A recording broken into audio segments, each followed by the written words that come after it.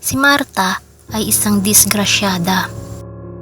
Simula noong nalaman niya na siya ay nagdadalang tao, ay bigla na lang siyang iniwan ng kanyang nobyo na si Jose.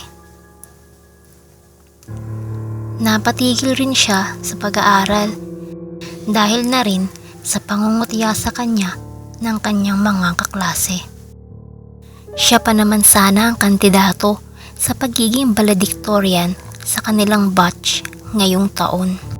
Sa sobrang sama ng loob ng kanyang mga magulang, nagawa nilang itakwil sa kanilang pamilya si Marta. Parang pinagsakluban ng langit at lupa si Marta sa mga oras na iyon. At hindi niya alam kung saan siya patutungo. Wala sa sariling naglalakad siya sa bangketa na hawak-hawak ang kanyang tiyan nang bigla siyang makaramdam ng pagkahilo. Hindi pa nga pala siya kumakain at ramdam niya ang kalam ng kanyang sikmura. Uhaw na rin siya dahil na rin sa matinding sikat ng araw. Sa kanyang paglalakad, napahinto siya sa isang lumang paanakan. Medyo di ka nais ang harapan ng nasabing paanakan at mukhang napabayaan na rin. Laking gulat na lang niya nang may malamig na kamay na biglang humawak sa kanyang braso. "Anong kailangan mo, iha?" Nakangising sabi ng isang matandang babae. Napailing naman si Marta. Wala po lola," pagdadahilan niya. Pinasadahan ng tingin ng matanda si Marta. "Namumutla ka, iya, at mukhang gutom na gutom ka. Masamang magpagutom, lalo na't buntis ka pa." Sabay tingin nito sa kanyang tiyan na kasalukuyang nasa ika-2 buwan na. Nagulat naman si Marta dahil hindi pa naman umbok ang kanyang tiyan at hindi pa mahahalata na siya ay nagdadalang tao. Agad naman siyang inakay ng matanda papasok sa lumang paanakan. "Tumuloy ka dito muna, iha, at sa tingin ko sa'yo mukhang pinalayas ka sa inyo." Muling nagulat siya dahil tila manghuhula itong matanda na kausap niya. Dahil totoo ang lahat ng sinabi ng matanda, kaya sumama na rin siya dahil talagang kailangan niya ng tulong sa mga oras na iyon. Pinaupo siya ng matanda sa isang silya na nakaharap sa isang office table. Saka doon kinausap ng matanda. "Ano ba ang nangyari sa'yo, iha?" Doon na tumulo ang luha na kanina pa niya pinipigilan at nagkwento na siya sa masalimut na karanasan niya. "Gusto ko rin pong ipalaglag ang bata," luha ang sabi pa niya. Napabuntong hininga naman ang matanda. "Huwag kang mag-alala, iha. Tutulungan kita. Isa akong kumadrona at magagawa kong tulungan ka sa iyong nais." Nagluwanag naman ang mukha ni Marta. "Talaga po?" Tumango ang matanda. "Ngunit kailangan mo munang magstay dito hanggang sumapit ng ika-7 buwan ang iyong pinagbubuntis." Kahit nagtataka man, ay sumang-ayon na si Marta sa kondisyon ng matanda. Maninirahan daw siya ng libre at pati ang pagkain at mga bitamina ay libre rin. Nagtataka rin siya kung bakit kailangan pa niyang uminom ng bitamina para sa kanyang sanggol. Ipapalaglag rin naman niya ito kalaunan. Ngunit hindi na siya nagtanong pa dahil ang nasa isip niya sa mga oras na iyon ay sa loob lamang ng 5 buwan ay mawawala na ang kanyang problema. Babalik na ang dati niyang buhay at mawawala na ang dahilan kung bakit miserable ngayon ang kanyang kalagayan. May tinawag ang matanda na isang babae at inutusan ito na maghanda ng makakain ni Marta. Isinama na rin siya ng matanda sa magiging silid niya habang naghihintay sa ika-7 buwan ng kanyang pagdadalang tao. Nagulat na lang siya nang lumabas sila sa likuran ng maliit na klinika. Malawak pala ang lugar at may 2 palapag na gusali sa di kalayuan na napalilibutan ng mga puno at halaman. Nakahiwalay rin ang malawak na kusina at parang event hall din iyon kung titignan. Mataas rin ang bakod sa buong lugar at hindi ito basta-basta maaakyat ng mga magbabalak na manloob sa lugar. Nang makapasok sila sa gusali na iyon, medyo nahilo siya sa pinaghalong amoy ng gamot at malansang amoy. Muntik pa siyang maduwal, ngunit napigilan lang niya ang kanyang sarili. May elevator din paakyat sa ika-2 palapag at medyo nakaramdam siya ng panlalamig nang pumasok sila sa loob ng elevator. Paglabas nila, bumungad sa kanya ang malamig na hangin na dumampi sa kanyang mukha na nagpakilabot sa kanya ng husto. Nang humakbang palabas ang matanda, ay agad na rin siyang lumabas at sumunod dito. Habang naglalakad sila sa mahabang pasilyo, napansin niya ang iba pang silid na nakakandado at may pangalan na nakalagay sa pintuan ng bawat silid. May ibang mga buntis na nananuluyan dito, iha. Kaya huwag kang magtataka kung may makita kang ibang buntis dito. Biglang sabi ng matanda.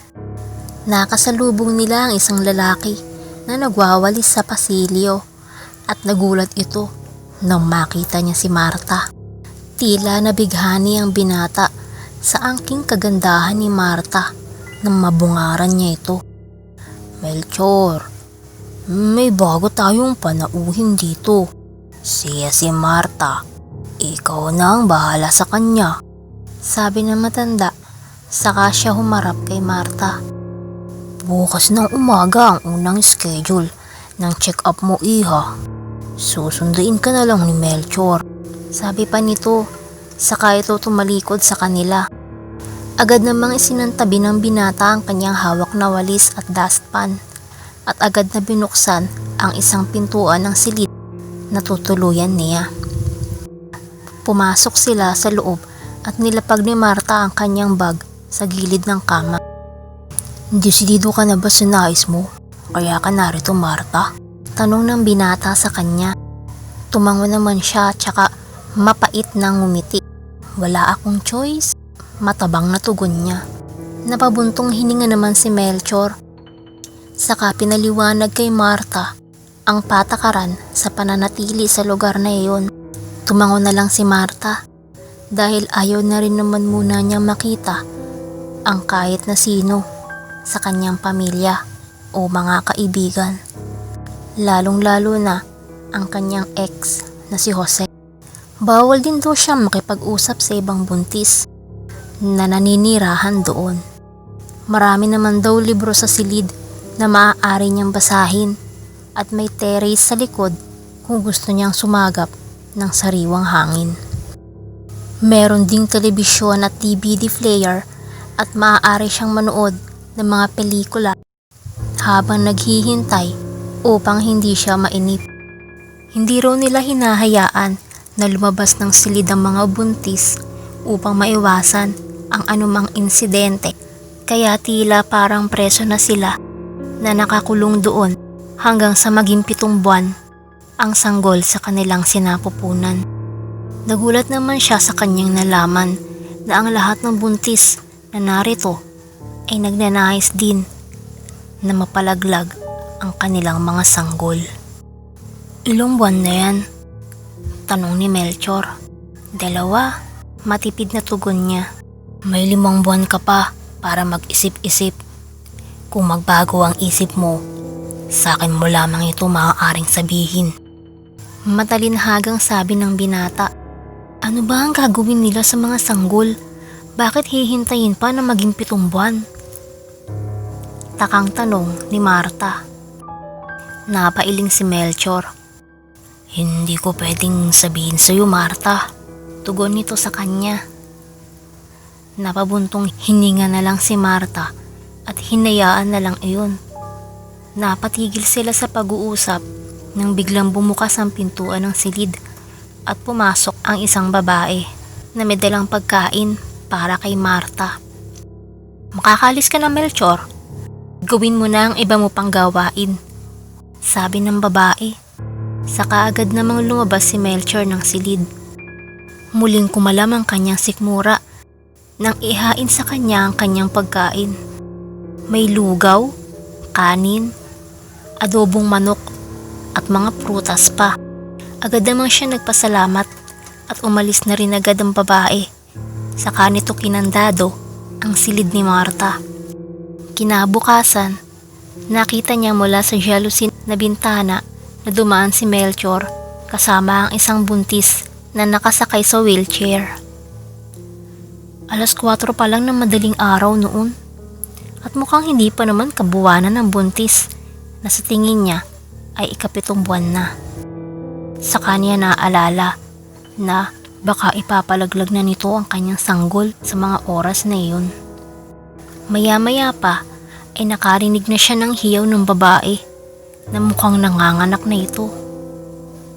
Lumabas siya sa terrace ng kanyang silid dahil sa likuran ng gusali nang gagaling ang sigaw ng babae. Nakita rin niya ang isang buntis na nakamasid sa kabilang silid na kapwa nasa terrace din. 7 buwan na niya. Pagkatapos niya makarecover, aalis na rin siya dito upang bumalik sa bar na pinagtatrabahuhan niya. Walang emosyon na sabi nito. Hindi na lang pinansin ni Marta ang sinabi ng babae dahil sabi ni Melchor na bawal daw silang makipag-usap sa kapwa niya buntis na nanunuluyan sa lugar.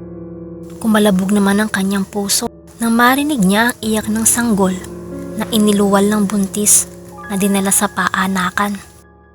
Tila may kung anong kakaibang pakiramdam na kumurot sa kanyang puso pagkarinig niya sa iyak ng sanggol. Di niya maipaliwanag kung bakit biglang sumaya ang kanyang pakiramdam noong marinig niya iyon.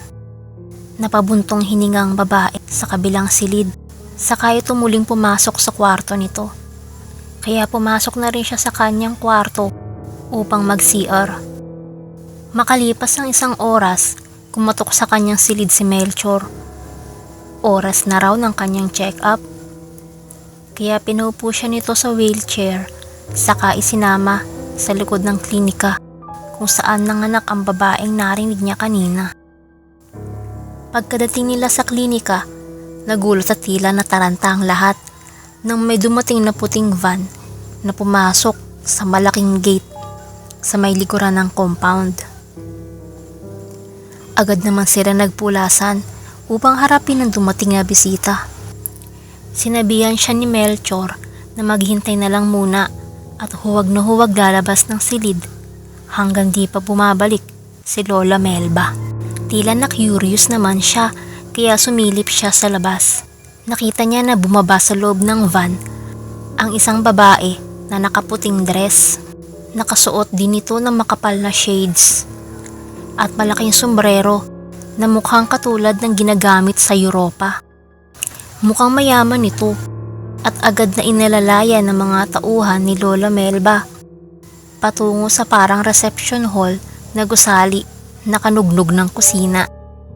Maya-maya pa, may narinig si Marta na pag-iyak ng sanggol sa loob noon at di niya maintindihan kung bakit tila awang-awa siya sa pag-iyak ng sanggol na iyon sa loob ng reception hall. Ilang minuto lang ang nakalipas at nawala na ang narinig niyang pagpalahaw ng sanggol. Makalipas naman ang 30 minuto, lumabas na ang mayamang babae na may hawak na puting panyo habang pinupunasan ang bibig nito. Nang makarating ito sa kanyang sasakyan, inabot nito ang puting panyo sa isang babae na katiwala ni Lola Melba. Laking gulat na lang ni Marta nang makita niya na tila may bahid ng dugo ang panyong iyon. Halos himatayin naman siya sa kaba nang biglang tumunog ang doorknob ng silid na kinaroroonan niya. Kaya mabilis siyang naupo sa isang silya. Ngumiti si Lola Melba na mukhang magandang-maganda ang mood sa mga oras na iyon. "Kumusta iha ang unang araw mo rito?" Nakangiting bungad niya kay Marta. Napalunok naman si Marta, saka bahagyang ngumiti. "O okay naman po Lola Melba," tugon niya. Masiglang naupo sa kanyang office chair ang matanda. "Mabuti naman kung ganun iha." Sinimulan na siyang kunan ng vital signs ng matanda, saka siya pinahiga sa delivery table upang ma-check ang kanyang baby. Inayos ng matanda ang pang-ultrasound na gagamitin sa kanya habang tinutulungan siya ni Melchor na makahiga ng maayos. Ngumiti ang matanda habang tinitignan ng monitor ang kanyang ultrasound. "Malusog na malusog ang sanggol iha," sabi nito, saka ibinaba ang kanyang suot na salamin. "Makakabalik ka na sa iyong silid at huwag kalimutan na inumin ang mga bitamina mo iha," sabi pa nito, saka tumayo. "May mga asikasuhin pa ako Melchor. Ikaw na ang bahala ha," sabi nito, saka lumabas ng klinika. Tahimik lang sila ni Melchor habang hinahatid niya ang dalaga sa kanyang silid. Nang makapasok sila, agad niyang kinausap ng mahina si Marta. "Nakapag-isip-isip ka na ba?"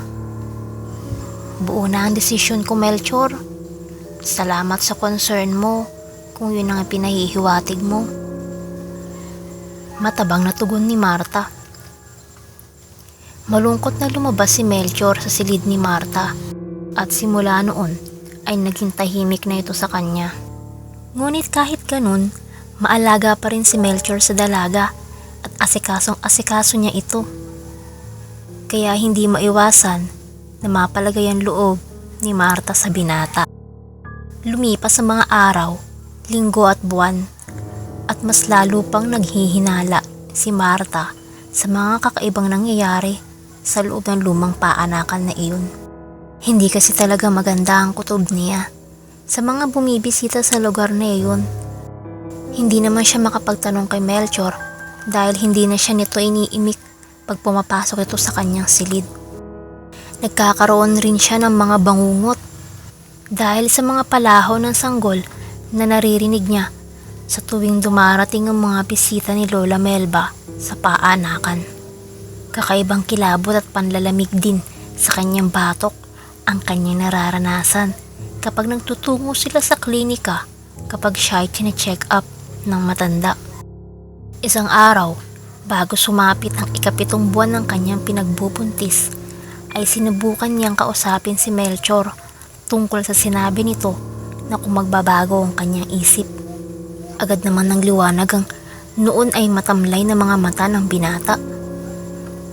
Agad siyang nagpatiyag sa paligid upang alamin kung merong ibang tao sa pasilyo sa mga oras na iyon.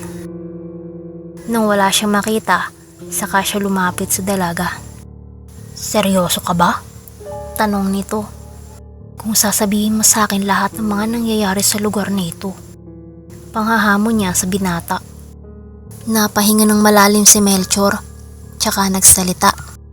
"Huwag kang magugulat Marta, pero ibinebenta ni Lola Melba sa mga mayayamang aswang ang mga sanggol na pinipilit nilang iluwal kahit na 7 buwan pa lang ang mga ito.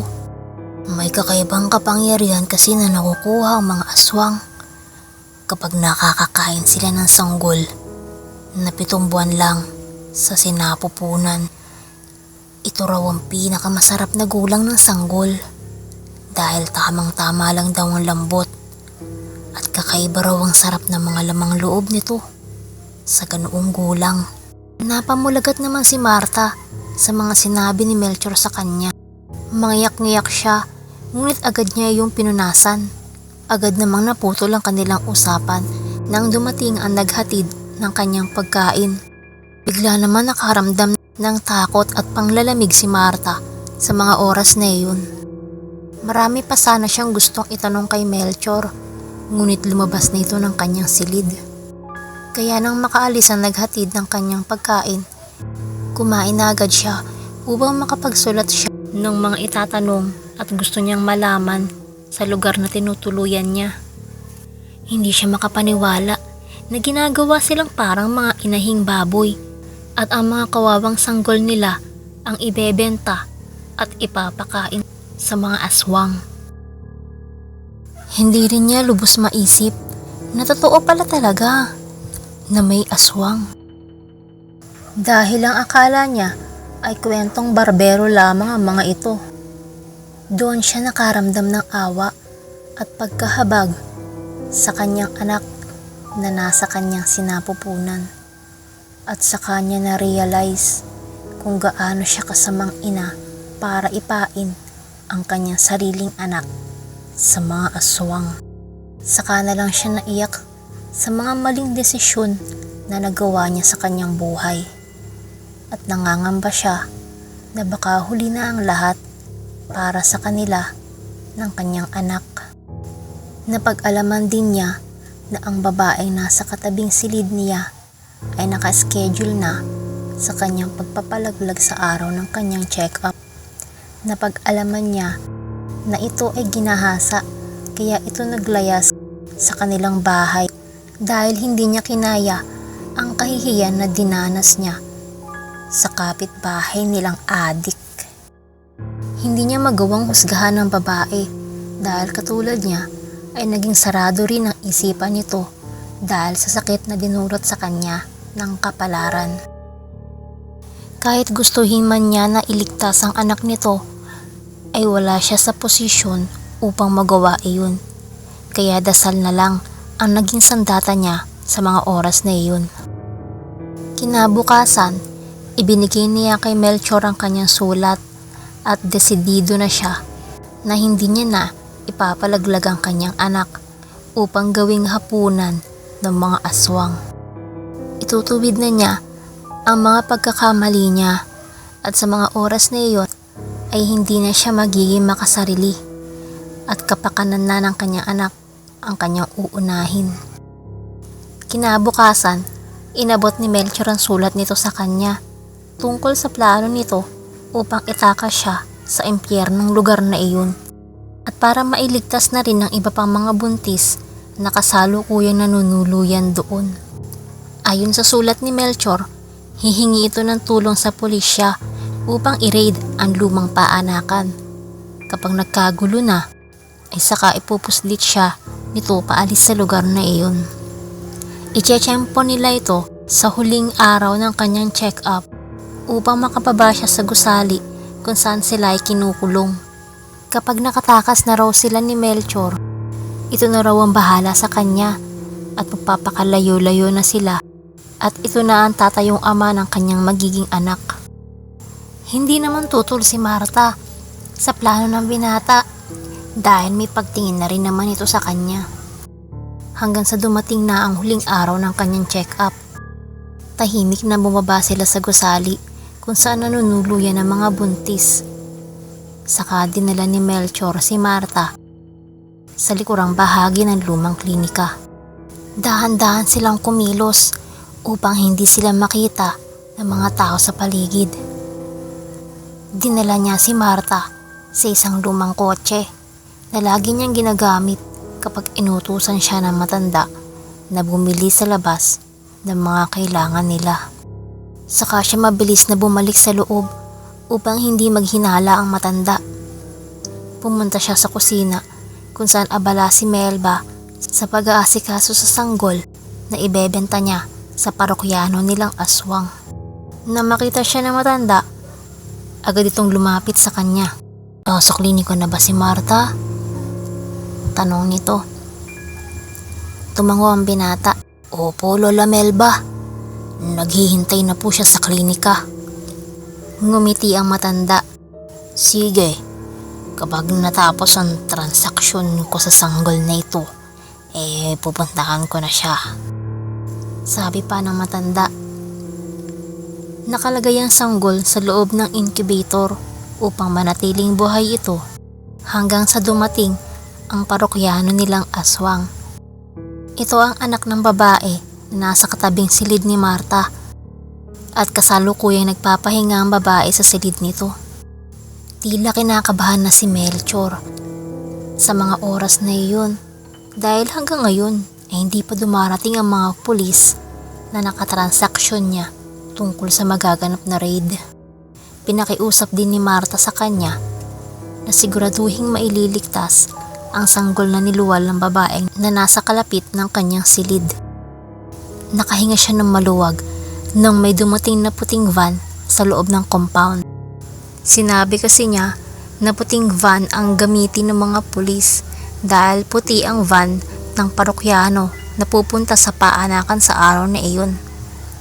Nagpuntahan lahat ng mga tauhan upang salubungin ang bagong dating, ngunit laking gulat ng mga ito nang mapag-alaman na mga pulis pala ang laman ng puting van na iyon at hindi ang parokyano nila na bibili sa sanggol. Nagkagulo ang mga tao at agad na pinaguhuli ng mga pulis ang mga tauhan sa paanakan, kaya mabilis na binalikan ni Melchor si Marta sa kotse. Kasunod din ng mga pulis ang pagdating ng ilang mga ambulansya upang gamiting transpo para sa mga buntis na nakakulong sa gusali. Kaya pati ang bagong silang na sanggol ay nagawa ring mailigtas sa bingit ng kamatayan. Hindi man nahuli ang mga aswang na parokyano na nasabing lumang paanakan, nagpapasalamat pa rin sila at magtatapos na ang karumal-dumal na gawain sa loob ng impyernong klinika na iyon. Ibinigay naman ni Melchor sa mga pulis ang record at larawan ng mga parokyanong aswang na kumakain sa mga kawawang sanggol. Pagkatapos ng paglaya nila sa impyernong lugar na iyon, nagpakalayo-layo na si Marta at Melchor upang mamuhay ng tahimik sa piling ng isa't isa. Pinangako ni Marta sa kanyang sarili na proprotektahan niya ang kanyang anak at walang sino man ang makakapanakit dito.